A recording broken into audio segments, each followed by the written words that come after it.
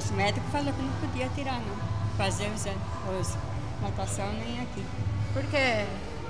Por causa dos problemas que eu tenho, e o outro ainda falou assim, a senhora não vê a idade da senhora, não? E a senhora começou a fazer como, então, se ele não deixou? Ah, na marra, vi. É? É.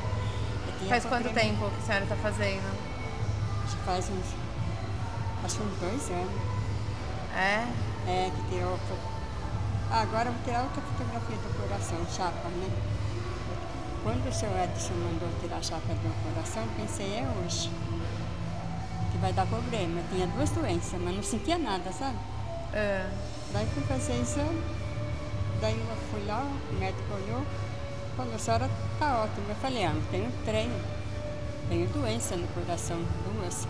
Ele explicou o que é, eu expliquei, ele falou assim, mas a senhora sarou, o que a senhora anda fazendo ainda? Eu falei aquilo, ele falou assim, que eu preciso fazer sempre, quanto mais melhor. Você disse pra ele que a senhora tava fazendo musculação e natação? É. E ele falou o quê? Ele falou que eu sou obrigada a fazer, quanto mais puder. O mesmo médico que falou que você não podia fazer? Não é. Eu não podia é do posto. Agora do coração mesmo eu tive que pagar uma. Agora eu tô tirando de graça, né? Porque encaminhou já direto. A senhora gosta de fazer? Alguém te obriga a vir fazer? Não. Eu pensei assim, meus filhos não vão gostar, que se dane, mas eles gostaram. Ai, que legal. Eu pensei, se eu tô velha mesmo, por que não pode fazer? Eu vou fazer. E a senhora gosta de vir? Vem todos os dias, né? Quase todos os dias. É. No sábado minha neta vai casar, então não posso vir. Eu vou ser bisavó. Legal, parabéns. É, obrigada. E você para de fazer ou não? Agora você pensa em parar de fazer? Como assim? Pensa em parar de fazer natação? Não.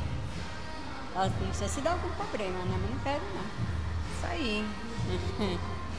A senhora é um exemplo das pessoas que reclamam, que não querem vir, que tá com preguiça, com isso, com aquilo.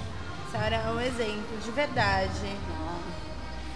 Me dá muito orgulho ver pessoas assim como a senhora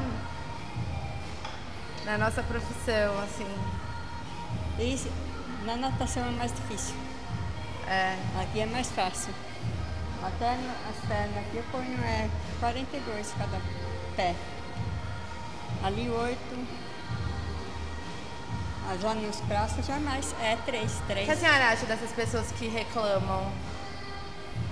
Que não, e acabam não vindo pra academia? É boa vida. E não é? Eu não sei ficar parada.